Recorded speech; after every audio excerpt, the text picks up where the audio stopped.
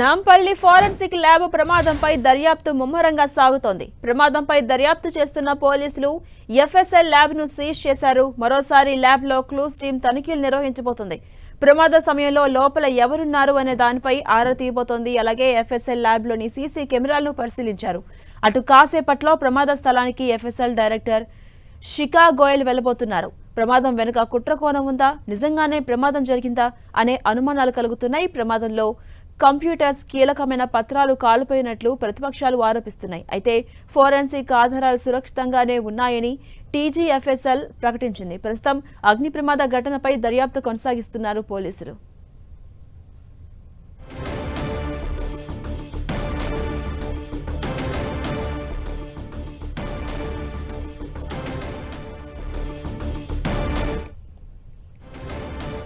ఇదే అంశంపై మరింత సమాచారం మా ప్రతినిధి కిరణ్ అందిస్తారు. కిరణ్, నాంపల్లి ఫోరెన్సిక్ ల్యాబ్ ప్రమాదానికి సంబంధించి దర్యాప్తు ముమ్మరంగా కొనసాగుతోంది. మరి కాసేపట్లో క్లూస్ టీం కూడా అక్కడికి వెళ్లి మరోసారి తనిఖీలు చేయబోతోంది. ఎలా చూడాలి? అప్డేట్స్ ఏంటి?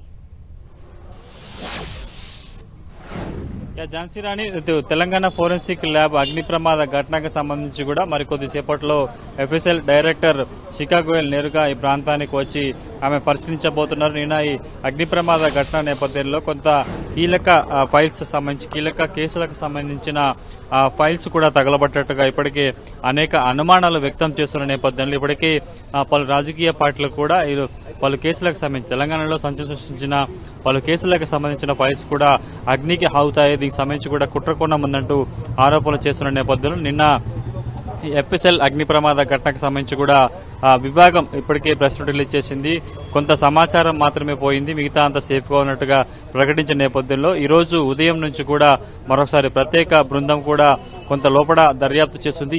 ఏ విధంగా ప్రమాదం చోటు చేసుకుంది ఏంటన్న సమాచారం రేపట్టే ప్రయత్నం చేస్తుంది. వాస్తవానికి నిన్న అగ్ని ప్రమాదం చోటు చేసుకున్న తర్వాత కూడా ఇటు మొదటి అంతస్తులో సుమారుగా 40 నుంచి 50 సంబంధించిన కంప్యూటర్లు, హార్డ్ డిస్క్లు కూడా దగ్ధమైనట్టుగా చెప్తున్న పరిస్థితి కనిపిస్తుంది. కాబట్టి పూర్తి స్థాయిలో ఈ ఘటనకు సంబంధించి కూడా అనేక అనుమానాలు రేకెత్తున్న నేపథ్యంలో ఇప్పటికే పోలీస్ శాఖ కూడా దర్యాప్తు ముమ్మరం చేసింది. ముఖ్యంగా 2 ఫ్లోర్లకు సంబంధించి చాలా విశాలమైన ఫోరెన్సిక్ ల్యాబ్ గా మనం చెప్పుకుంటాం. ఎందుకంటే తెలంగాణలోని వివిధ కేసులకు సంబంధించి వాటికి సంబంధించిన గుట్టు విప్పేందుకు, నేర చరిత్రకు సంబంధించి కావచ్చు, వాటి కీలక ఎవిడెన్స్ అంతా కూడా ఎఫ్ఎస్ఎల్ రిపోర్ట్ లో చాలా కీలకంగా ఉంటుంది. కాబట్టి వందలాది సంబంధించిన ఫైల్స్ తో పాటు హార్డ్ డిస్క్లు, కంప్యూటర్లు కూడా తగలబట్టడానికి ఇప్పటికే అనుమానం వ్యక్తం చేస్తున్న నేపథ్యంలో పూర్తి స్థాయిలో చాలా కేసులకు సంబంధించిన డేటా అంతా కూడా కొలాప్స్ అయింది, అగ్నికి ఆహుతైనట్టుగా ఆరోపణలు వస్తున్న నేపథ్యంలో ప్రస్తుతానికైతే మరికొద్ది సేపట్లో ఫోరెన్సిక్ డైరెక్టర్ శిఖా గోయల్ కూడా నేరుగా ఎక్కడైతే అగ్ని ప్రమాదం చోటు చేసుకున్న ప్రాంతాన్ని పరిశీలించిన తర్వాత వాస్తవానికి ఎంత ఆస్తి జరిగింది,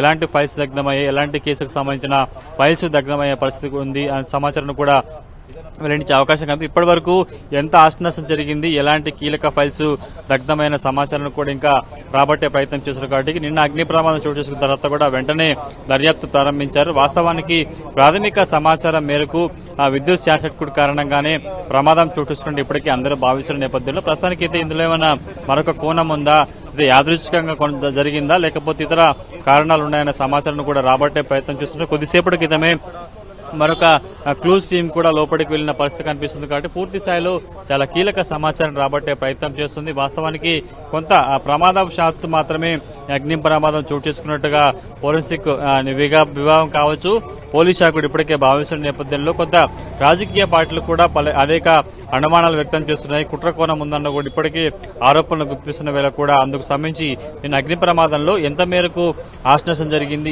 ఏంటన్న సమాచారం కూడా మీడియాకు వెల్లడించే అవకాశం కనిపిస్తుంది. కాబట్టి మరికొద్ది సేపట్లో ఎఫ్ఎస్ఎల్ డైరెక్టర్ శిఖా గోయల్ నేరుగా అగ్ని ప్రమాదం చోటు చేసుకున్న ప్రాంతానికి పరిశీలించిన తర్వాత 12 గంటలకు మీడియా సమావేశం వెళ్లించబోతున్నారు. కాబట్టి పూర్తి స్థాయిలో అగ్ని ప్రమాదం సంబంధించి ఎంత మొత్తంలో ఆస్తి నష్టం జరిగింది, ఎలాంటి కేసులకు సంబంధించిన ఫైల్స్ దగ్ధమయ్యాయా లేదన్న సమాచారం కూడా రాబట్టే ప్రయత్నం చేసి పూర్తి స్థాయిలో ఈ ఘటనకు సంబంధించి కూడా దర్యాప్తు వేగవంతంగా కొనసాగుతున్నట్టుగా చెప్పుకోవాలి. ఝాన్సీ రాణి.